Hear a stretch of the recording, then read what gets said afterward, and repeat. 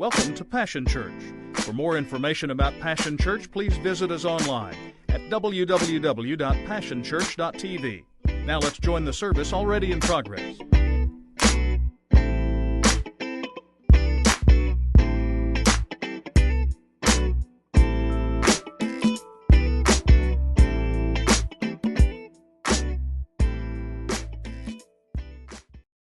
Back to our series, our regularly scheduled programming, if you will. Y'all heard that before.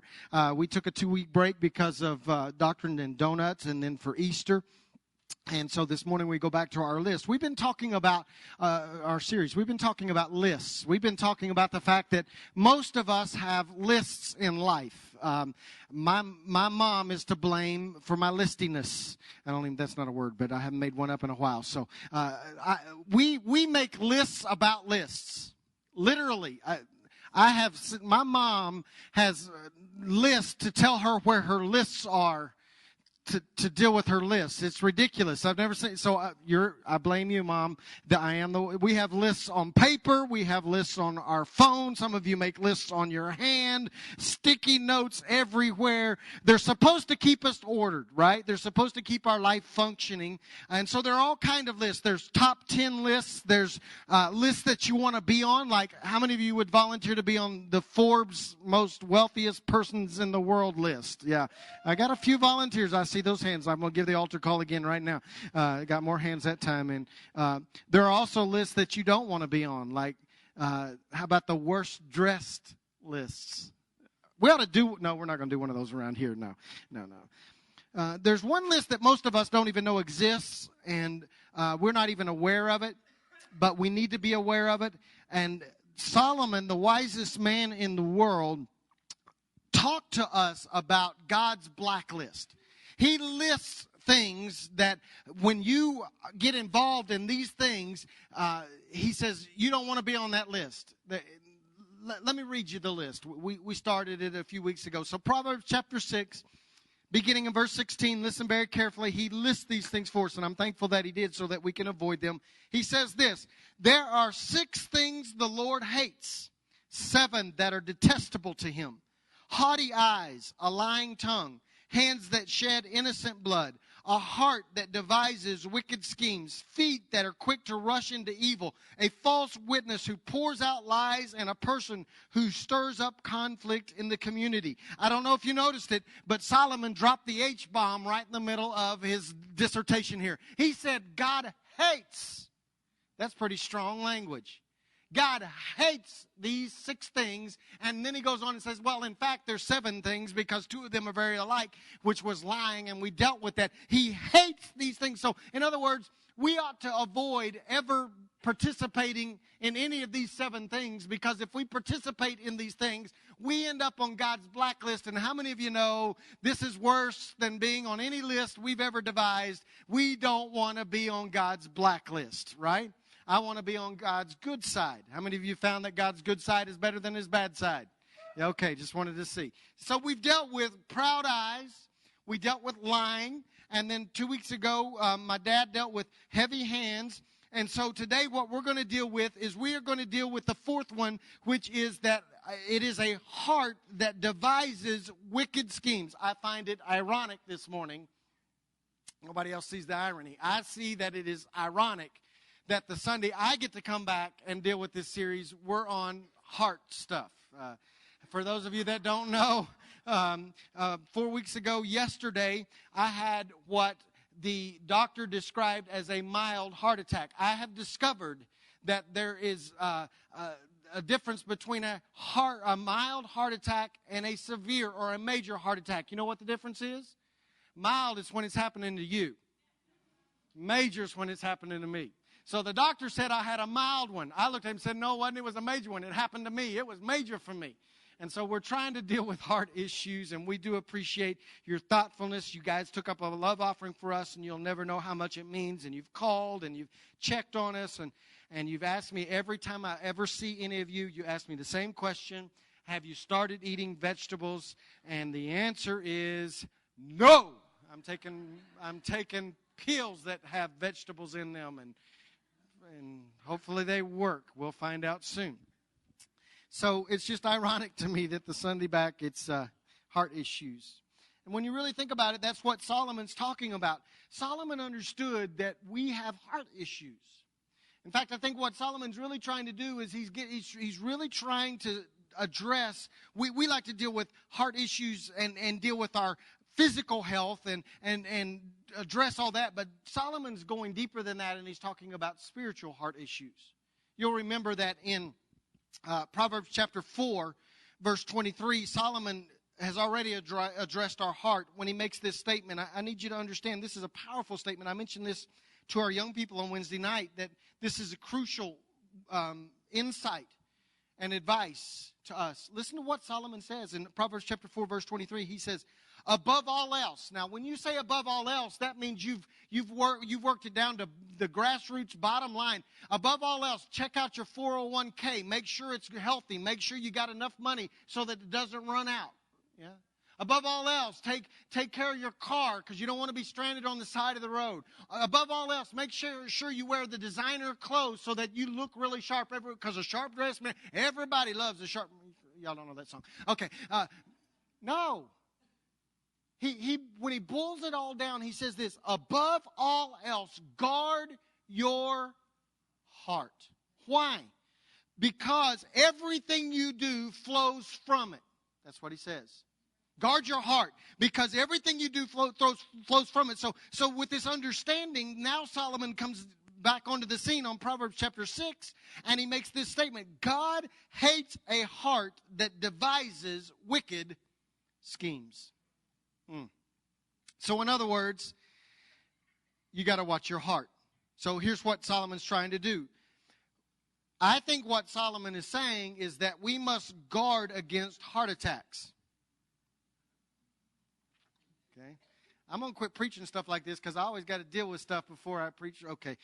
I'm going to start preaching like, the Lord wants to bless you with $1 million. I'm going to preach like that because it always happens to me. Okay, y'all don't even care.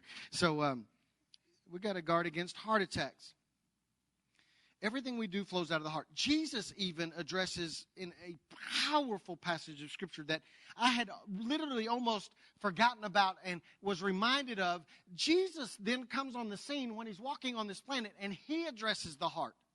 He's told Solomon, the wisest man, said, guard your heart because everything you do flows out of it. He says God hates a heart that devises wicked schemes, right? Jesus shows up in Matthew chapter 15, and listen to what he says about the heart. This one's not quite as nice as Solomon. Listen carefully. Matthew chapter 15, verse 19. Listen to what Jesus says. He says, for out of the heart comes evil thoughts, murder, adultery, sexual immorality, theft, false testimony, and slander. I figured it'd be quiet. Jesus says that's what comes out of our hearts. Okay. The worst of the worst originates from where? Our heart. He knew the heart of man. He understood the heart of man. It's our heart. So Solomon says you got to guard against heart attacks because for some reason we are so evil when we're left to our own devices that the worst of the worst, according to Jesus, originates and starts in our heart. See, what we think is that it's our thought life that's out of control, and in many cases it is. But the truth is that you can work on your mind all you want to, but until you address your heart, you will continue to fail in your thought life. Why? Because all of our thoughts don't originate in our head; they originate in our heart. It's quiet in here this morning. Well, you're going to get quieter when I ask you this question. How many of us have had a soul change but have had no heart change? Let me say it like this. Let me say it another way. How many of us allow Jesus to address eternity in our life, but we fail to allow him to change us at a core level? We run to the altars and we weep and we cry out to Jesus, save us. We don't want to go to hell. We don't want to burn. We don't, all that stuff. And our eternal situation is changed, but we never allow Him to address our heart. And so out of our heart, all this stuff begins to originate. Oh, it's cool. Can I just tell you, I think I told you what the doctor said to me. The doctor said to me two things that probably resonate the most out of this whole situation in my own life. He said that you have heart issues because of heredity and stress. I'm here to diagnose your heart condition this morning. You have heart issues. We all have heart issues because of heredity. When Adam and Eve, okay, you're with me now. The second thing that they've told us in my situation, both doctors, the one in Springfield and then when I met with the cardiologist here, said the same thing. If you hadn't have got help when you got help, it would have been catastrophic. And I'm here to tell you this morning that if you don't allow Jesus to do more than just save you for eternity, if you don't allow Jesus to do something about your heart, it will be catastrophic because everything evil originates in our heart. If the heart is naturally turned to and has the ability to allow the list that Jesus talks about to flow out of it, then it is absolutely imperative that we do a heart scan on a regular basis. Every once in a while, even if you've been saved since the crust of the earth was formed. Some of y'all act like you've always been saved. I came out saved. I'm so nice and neat and clean. And even if you can't even hardly remember being unsaved. All of us need to consistently, on a regular basis, have a heart scan so that the Holy Spirit can show us on a daily basis whether we're surrendered in our heart or not. There's a teaching going around. I've read article after article about these pastors that are now, they refuse to say this in a service. Is there anybody here that would like to ask Jesus to come into my heart? And they're saying, no, don't ask just into your heart. That's wrong. That's not theologically correct. You need to ask Jesus to come into your life and become. I get what they're saying. But listen, I'm concerned about your heart. Because everything else flows out of your heart. How many of us have allowed our heart to become fixated on evil? We allow our heart to flirt and then we give ourselves a pass because our hands haven't acted out on what is going on in our heart. We allow our heart to harbor hate and anger, but we grant ourselves a pass because our face continues to smile even though deep down on the inside of us we're prejudiced. How many of us allow our heart to rebel, but on the outside, we keep showing up in services, we keep dressing up nice, we keep saying, I'm too blessed to be stressed and all that other stuff, but down deep on the inside of us, there's rebellion going on, but we give ourselves a pass because it's just in our heart. There's a problem with that. There's two statements in the New Testament that lay this type of life out as bare and wrong. The first statement is this one. It's this statement that's almost like a riddle. It's gross, but it points it out. It says, the dog returns to his vomit and the pig returns to his wallow. Do you understand the implications of that statement? What that literally means is that you've got to notice the order, because what that means is that there is an inward corruption that always precedes outward demonstration and action. That's what that means. A dog will return to the inner corruption, his vomit, and then the pig will return to his wallow, the outward demonstration. That's the order that takes place. If you are inwardly in your heart corrupted, it is just a matter of time. You are a ticking time bomb. There will be a heart attack eventually. There will be a heart issue that comes to surface. If you're inwardly corrupted, it is just a matter of time where in the right environment, at the right moment, when you refuse to deal with climate, at the right time, that all of a sudden, all that stuff that's going on inside of you inwardly will be followed by an outward demonstration of the inward corruption. I'm preaching better than, okay. The second statement is when Jesus said this, you have been taught that adultery is sin, but I declare to you that if you look on a woman with lust, then you have committed adultery. Just by looking. We don't like that passage of Scripture. Because What that means is that Jesus has raised the standard and the bar because he knew that what was at stake is a question of our heart. That's how a man, I'm just convinced of this because I've been trying to figure all this out over the last few years. I've got it now. I got it. I understand it now. What I understand is this is why a man can sit and amen for years and sit under sound doctrinal teaching and can raise his hands in worship and then out of nowhere book that hotel room. Y'all know what I'm saying? That's how a woman can sing and worship and demonstrate outwardly, at least we think, that she's in love with Jesus, and then all of a sudden, out of nowhere, she chunks it all aside and she chases after that man. That's how that happens. That's how a young person can sit in our services on Wednesday nights and hear the powerful word that is declared. They can wear the T-shirts and they can say the right things, and then out of nowhere, they seem to go off the deep end.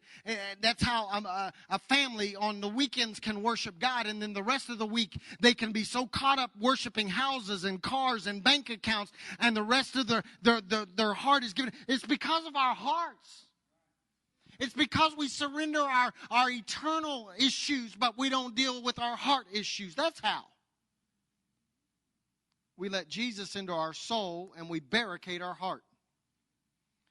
We surrender our eternity and we fight to follow our heart. We have forgotten what Jeremiah says about our heart. You know what we have forgotten. Do you know what Jeremiah said about our heart? In Jeremiah chapter 17, verse 9, this is what he says. He says, the heart is deceitful above all things and beyond cure. You let that sink in for a second. Our hearts are deceitful above all things, and they're beyond cure. The only hope, I'm declaring this to you this morning, the only hope you've got is to let Jesus into your heart. I didn't say you weren't saved. I didn't say you weren't going to heaven. I know you're so spiritual you glow, and every stoplight you come to turns green about 15 seconds before you get there because you're so highly favored and blessed of God. I get it. I get it. But what I am saying is that you better come to this place where you allow Jesus to do more than just deal with your eternal destination and deal with favor and deal with prosperity, and allow him to get into your heart and deal with your heart. See, we're told by man that we should just trust our heart. Why would you trust something that's deceitful and beyond cure? God says don't trust your heart. Trust the only one who can deal with your heart. Your heart, in other words, can ride along, but your heart can't be allowed to drive. Some of y'all keep showing up at the wrong relationship and wrong locations and wrong destination because you're allowing your heart to drive. Your heart can ride along, but you better let Jesus drive. Because Jesus gets to override all your emotions and how logical you think you are and how smart you think you are and all that stuff. We allow all that to drive. Jesus said, man, get out of the seat and let me drive. I'll take you to the right place.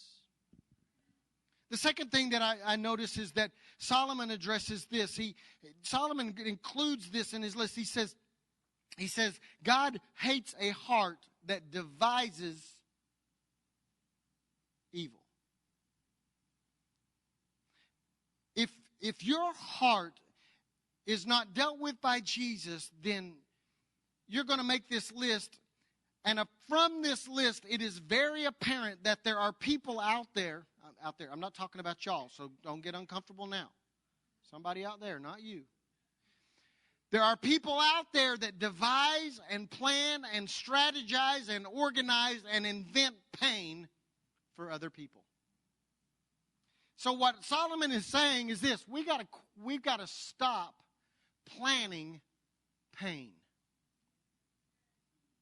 Y'all take good notes because I'm talking about your neighbor right now. I'm not talking about you. One writer says this. He says, there are evil thoughts in all men's hearts, but the devising, fabricating of them, and thus making the heart into a devil's workshop is the mark of utter depravity and wickedness. We got to stop planning pain. Whose pain are you planning? Whose pain do you fantasize about? Come on now, we're going to get really practical here. Some of y'all lay awake at night and strategize pain for somebody else. Y'all wished I didn't come back. I got you. Whose pain would you delight in? See, I'm convinced that, especially after this past week on Facebook, I'm completely convinced that many of us that have experienced great grace are not very good about extending any grace. Our desires, our heart devises plans for revenge and retribution and retaliation. And if we aren't conscious of that and don't do a consistent and regular heart scan, we find ourselves on the blacklist. But Steve, you don't know what they did to me. They stole from me. I took my car and I asked them to fix the alternator, and instead they replaced the whole engine, and I had to play it because they said they're going to lock my car up and they'd never give it back. I hate them. I go by every week and point a finger at them, and I say bad things about them, and you just don't know. They broke my heart. They left me. They said they'd love me forever. They treated me wrong. They fired me right at the worst possible moment that they could have fired me. They fired me. They treated my kids wrong. You're right. I don't know what they did to you. But when we begin to devise wicked schemes against them, can I tell you what we're doing?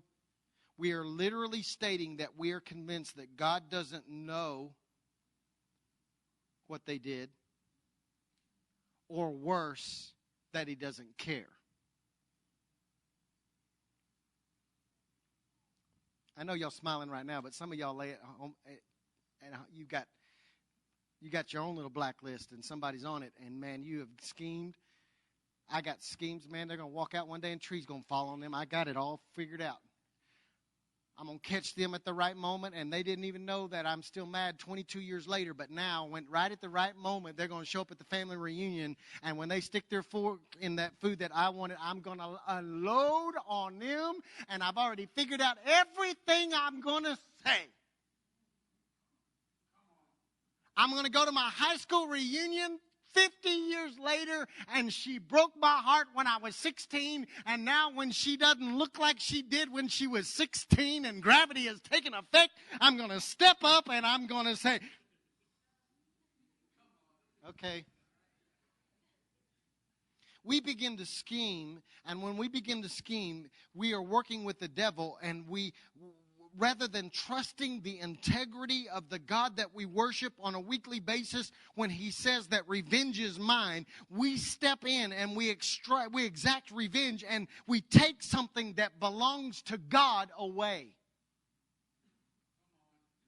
Some of you have preempted God, and now you're angry with God because it doesn't seem like that He has stepped in on your behalf. And now I would submit to you that God's angry at you. I didn't drop the H-bomb. Solomon did. God hates you. Ooh, that was strong. Okay, that came back at me. Okay, I'll make it nice. He doesn't like you very much. He checked no on, do you like me, on the little... Okay. He gets angry because you took His place. When we don't allow God to operate, we are literally stating that we don't really trust or believe in kingdom principles that He gave us. He says if they sow, they will reap. The dilemma is this, is we just become impatient because the reaping isn't on our timetable. I want them to hurt now. I want them to suffer greatly, and I want them to suffer now. I want to be there to see it. So we scheme, and we devise, and we plan. Now, we worship on Sunday, don't get me wrong.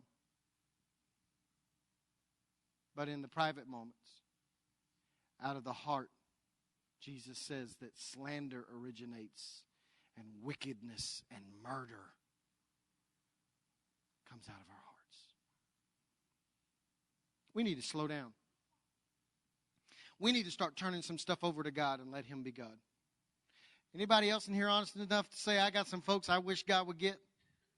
I got some folks. Y'all want to shout out their name real loud? We'll just take one. I'll give you the mic one by one. We'll go around. Your top person on the list. I know you got a list. I got a list. Get them. Sick them, Jesus. Okay. Yeah. Here's the truth. God isn't blind. He isn't forgetful. But He is slow to anger. And I get so excited about that statement, He's slow to anger, when it's about me. I just don't like His slowness when it comes to you, because we don't understand grace.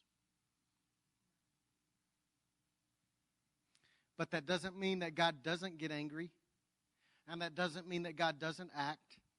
It's just not on our time frame.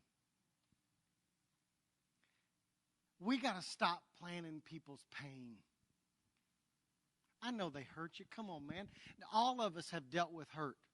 I got all kinds of schemes in mind for the doctor that told me I had to eat beets and beans. I got some schemes, man.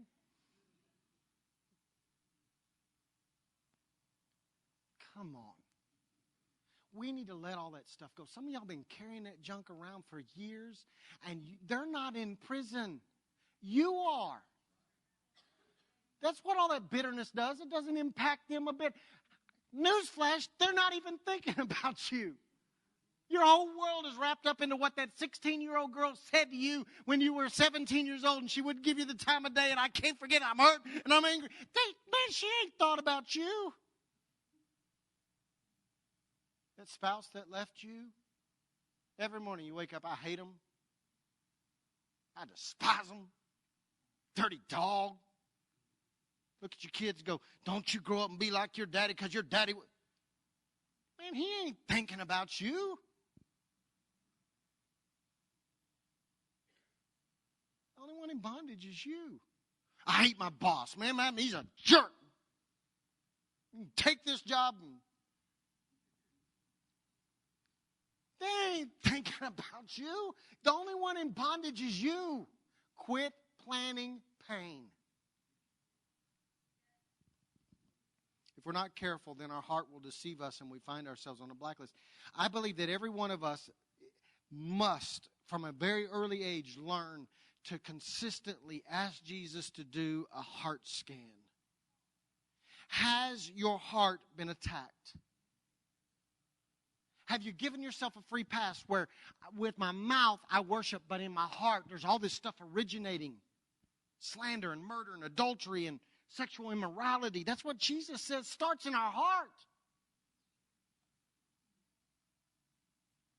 But I haven't acted on it. You will.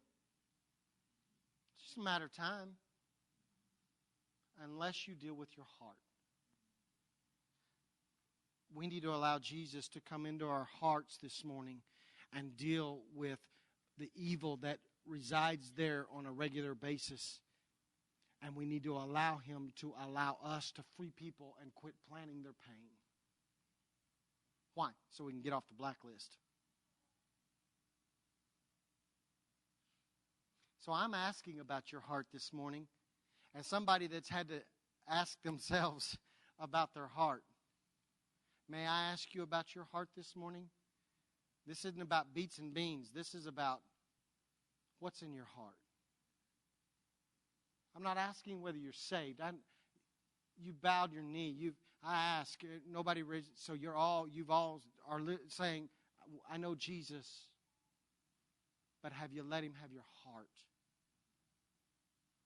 Father, this morning I pray that we would learn to be very honest with you. The truth is, Father, that we all have heart issues. It's hereditary. We can't get away from it. On a daily basis, as saved as we are, and the great grace that we've experienced, the truth is that because of heredity, we have this tendency to allow evil to originate in our hearts. Father, I pray for each person under the sound of my voice this morning that they would guard their heart above all else. They would guard their heart against attacks. The enemy is trying to get a hold of their heart. He's trying to work it out so that there's bitterness there and revenge there and anger there and hate there, calloused, apathy, prejudice.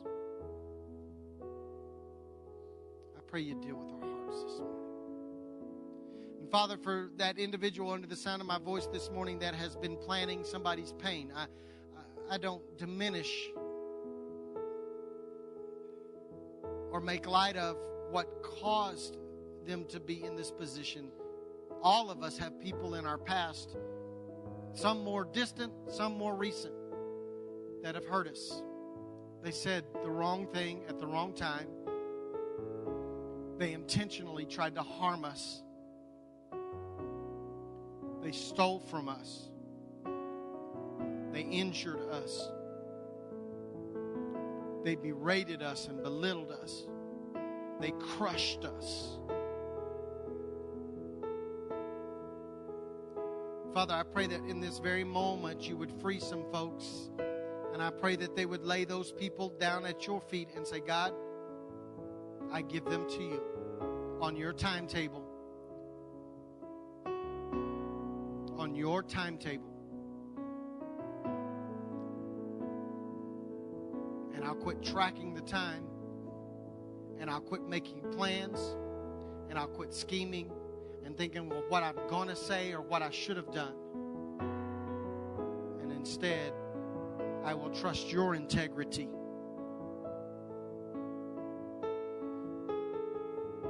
And I'll let you deal with it. God, I pray that you would allow that to happen in this moment. In Jesus' name. Would you do this with me? I understand that dealing with heart issues is a very private matter. I get that. I would just submit to you this morning that we all have heart issues. We all have heart issues. I'm standing here this morning and telling you that your pastor has more than physical heart issues. I have heart issues. You too? Yeah, me too.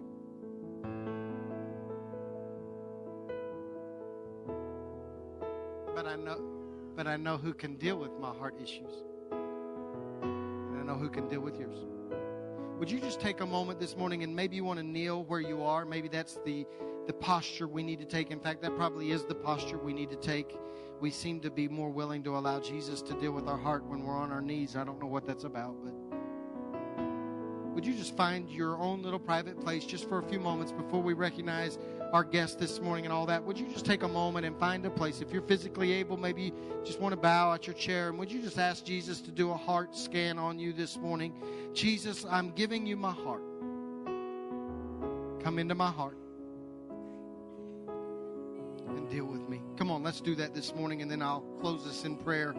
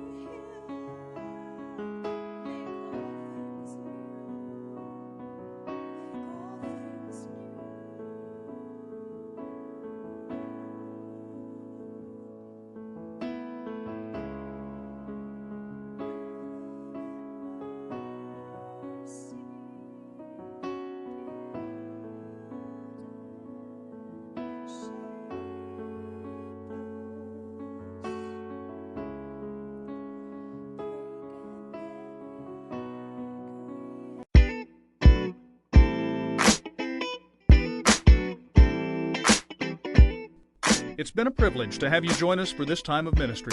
To find more Passion Church resources or to make a donation online, visit www.passionchurch.tv. Remember, you can't live without passion.